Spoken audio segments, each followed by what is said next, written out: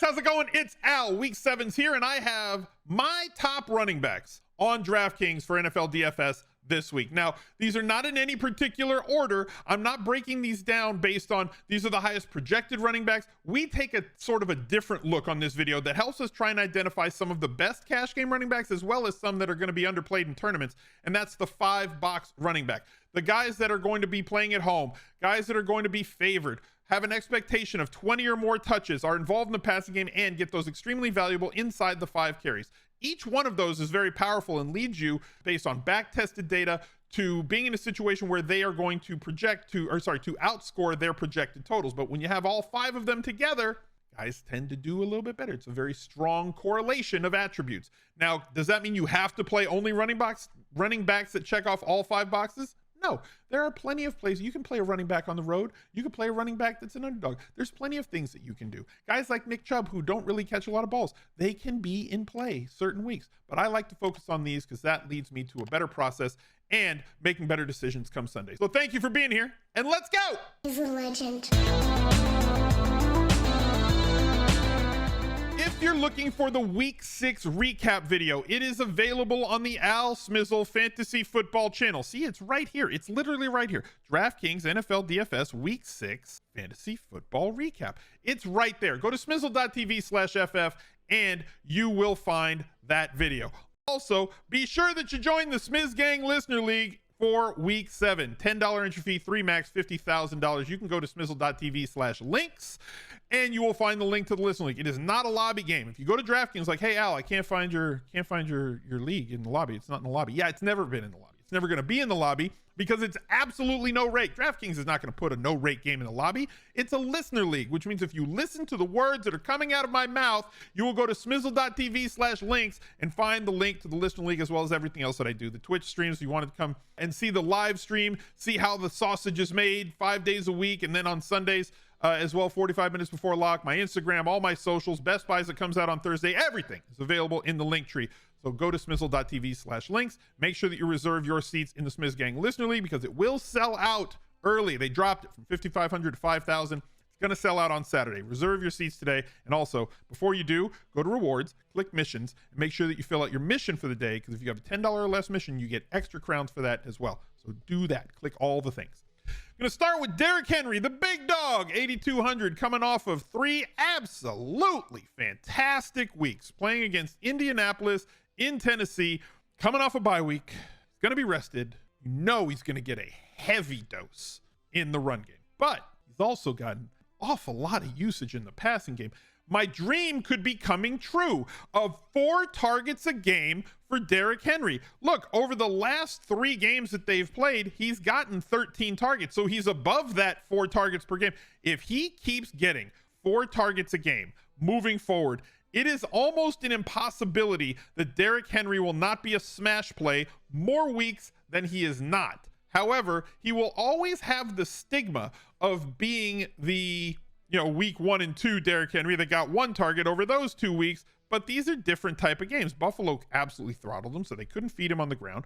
And then they just don't use him in the passing game. They subbed him out for like Hilliard or whatever it was. They're a better team when Derrick Henry gets a ton of touches because he sets the tone for this entire offense. When they have him off the field, play action is not as useful. Play action is a useful thing at all times, whether you're able to run the ball or not, right? Like linebackers have to hold, safeties have to hold. It does give quarterbacks an advantage when you run play action. You don't have to be able to run the ball amazingly for play action to work. Play action just works because it's play action.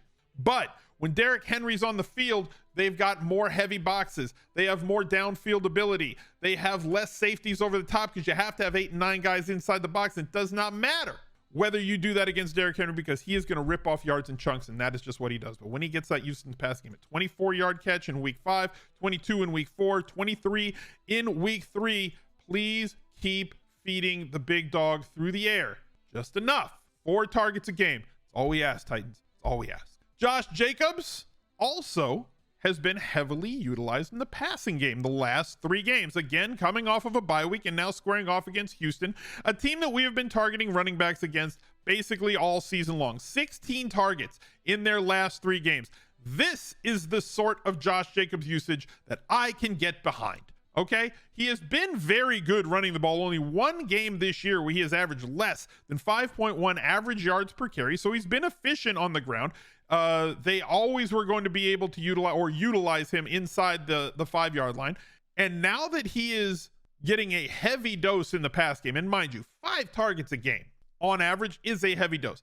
It may not sustain. It's entirely possible that they just go back to giving him 2 targets a game, right? But like, this is where we want him.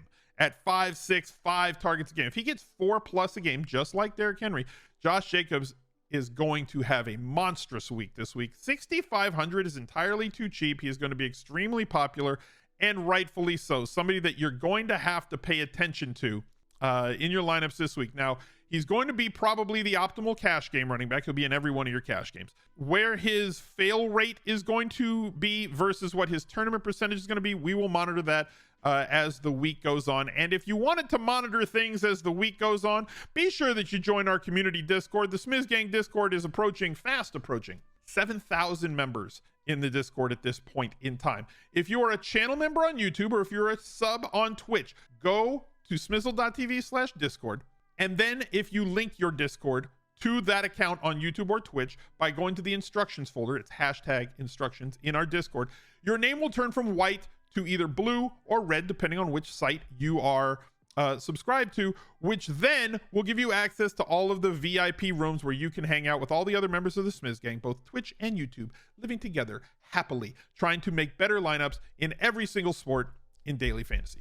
Austin Ekeler is right behind him, coming off of a 16, excuse me? That's ridiculous. He really did that. That's a thing that happened. 16 targets in one game for a running back. I'm going to take the under on 16 targets here in week 7. I know. Here's the limb, and here's me very far out on it. Austin Ekeler is on pace to break the single season reception record for a running back. Now, different game situation, obviously against Denver. No Keenan Allen in the slot. They were forced into basically 2-minute for the entire fourth quarter.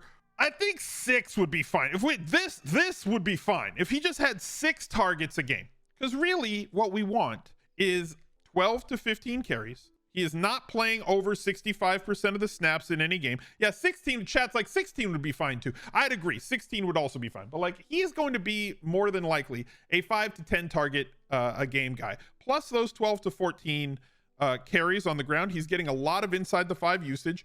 Scored a touchdown from just outside that, so that doesn't even count in terms of the inside the 5 carries. One he scored from the 7-yard line on Monday Night Football against Denver. Gets a much softer defense this week. Playing at home in the highest total game of the week, 7-point favorites, team total of 29.5. Easily the highest total game on the main slate, specifically with 2 really high total teams, the Bills and the Eagles, off this week. The Vikings and the Rams also off this week. Austin Ekeler is going to be extremely popular at 8,300. Joe Mixon is getting a ton of usage as well, and more usage in the passing game than he's ever gotten in the past. He's only 7,000. This is another situation. The Bengals at home, favored by 6 over the Falcons defense, a team that has allowed some of the most opposing red zone trips by teams that they're playing against all season long. Game total of 47.5, team total of 27.5. Lots of touchdowns expected in this one from the Bengals specifically, and this is a team that has the optics of being a passing team because of the bright, shiny object on the outside. And mind you, I'm not slighting him when I say that. He is a very bright, shiny object, Jamar Chase. And T. Higgins being a Pro Bowl caliber player, and Joe Burrow, one of the most hyped up for a good reason young quarterbacks in the league. Like, all 3 of them absolute hype beasts. But like, Joe Mixon just continues to get massive volume, and based on his career rate of scoring touchdowns on inside the 5 carries, which is roughly around 50%, plus or minus 1 percentile point, he is leading the league in terms of inside the 5 carry. If he continues to get the volume that he's getting, and all signs point to yes, that he is going to continue getting that sort of volume, touchdowns are going to start falling down like an avalanche for Joe Mixon over the next 6 weeks. Unless there's an injury, this offense is still going to be great. Joe Mixon is still going to be the highest volume player in that offense, and the floor increase based on the amount of targets that he gets is tremendous this season. So if touchdowns are going to come down the road, that 14.3 points per game that he's scoring on only 2 touchdowns so far this season, this number, this fantasy points per game number, is definitely going to shoot up. And I want to be there when it does, because the salary is still only at 7K, lagging behind all of the other guys who have scored more touchdowns than him. Travis Etienne Jr. has exited Hinesville and is leaving McKissick Town and becoming more of a full-time back at this point. Right now, it is a 50-50 split. So before you roll your eyes so hard that you break your orbital bone, just realize that Travis Etienne, with his current profile, the way he's being used and his explosiveness, a 20-yard reception and a 30-yard run in week 5 against Houston, a 22-yard reception and a 48-yard run against Indianapolis. Now they get the New York Giants at home, and he is trending upward in terms of snap count, percentage of running back touches. I don't know that he is going to have the inside the 5 carries. So, like, is he a full 5-box running back? No, but his involvement in the passing game, he is getting closer to being that 20 opportunities guy that I would want him to be. Ideally, Travis Etienne takes Austin Ekeler type usage, which means 60% of snaps by the end of the season. I think we're trending in this direction. 60% of snaps, 12 to 15 carries, 4 to 8 targets. That would be enough. At 5,400, he is a value once again this week, just like he was last week when we called him out on 5 under 5 at 5K. Ezekiel Elliott is somebody that I kind of have to talk about here. He's looked pretty good, right? Like, he's not looked bad. I am squarely on team Tony Pollard is a better back than Ezekiel Elliott, right? Like, we know this, but it doesn't matter what we know, and it doesn't matter what I think, and it doesn't matter what my opinion is of from a talent assessment point of view, or an analytics point of view, or an explosiveness point of view, breaking tackles, long runs, runs over yardage expectation, any of those things. None of that matters. You know why? Because Jerry Jones has a massive ego, and Jerry Jones paid Ezekiel Elliott a lot of money, and Jerry Jones is going to get what Jerry Jones wants, and he wants Ezekiel Elliott to get the lion's share of the touches. Now, it concerns me that they have not thrown him the ball an awful lot, but it's also not like they've thrown the ball a ton to Tony Pollard either. So it's not a situation where, well, they're not throwing the ball to Elliott, they're just throwing the ball to Tony Pollard. They sure as hell are not throwing the ball to Tony Pollard, at least not in the last 4 games since Cooper Rush has been the quarterback. I expect this offense, as Dak Prescott utilizes his BFF, Ezekiel Elliott, a lot more in the passing game than does Cooper Rush, who just does not throw the ball to his running backs. And maybe that's the way that the team runs or whatever. But looked really good against Philadelphia. Has broken a few long-ish runs, even though Tony Pollard way better at breaking long runs. And he's going to be the guy who gets the inside the 5 carries up against the Detroit team that has given up like 27 or more points in literally every game this season. This is a great spot for the Cowboys offense. And while I expect a lot of traffic on Dak and the pass catchers, Ezekiel Elliott is in that situation where he is at home. They are favored by 7 points. 27.5 point total. Would not shock me to see 20 opportunities out of Ezekiel Elliott this game that is attempts plus targets, and have multiple inside the 5 carries with a possibility of multiple touchdowns this week.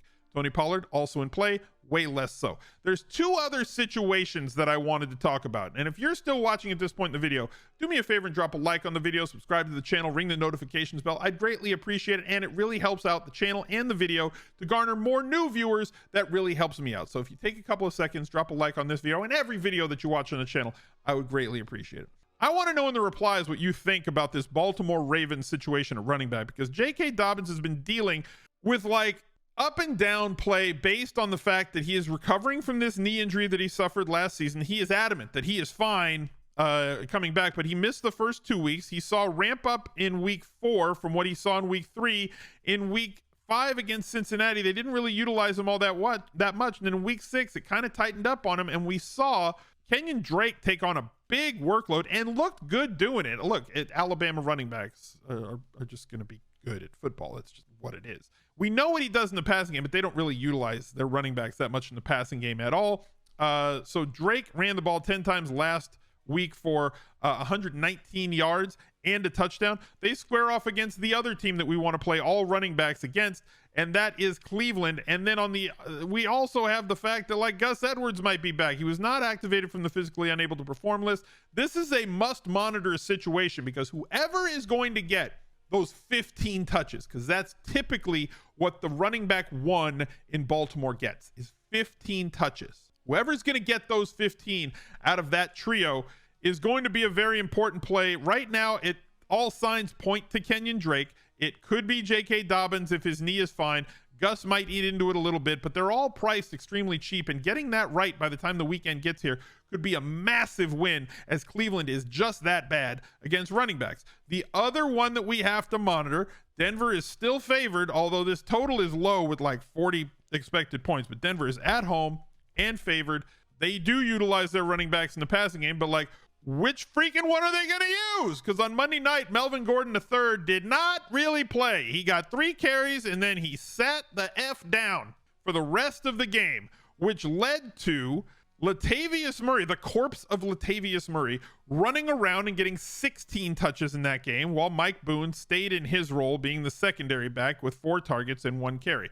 We need to know who the number 1 guy is going to be in this situation this week, not because I expect them to absolutely blow up, but the crowd is not going to be on them. So if it's going to be Latavius Murray at 5,200, kind of like him in tournaments, the Jets defense has been rather stout recently. They have done a better job at limiting opposing running backs recently, but when you take a look at what they've given up, 60 yards against Green Bay is impressive in a game that they won and got ahead, and so they got kind of scripted out. But Miami ran for 137, Pittsburgh ran for 119, Cleveland ran for 184. Like, they're either going to play from ahead and not give up that many rushing yards, or they're going to play from behind and get throttled.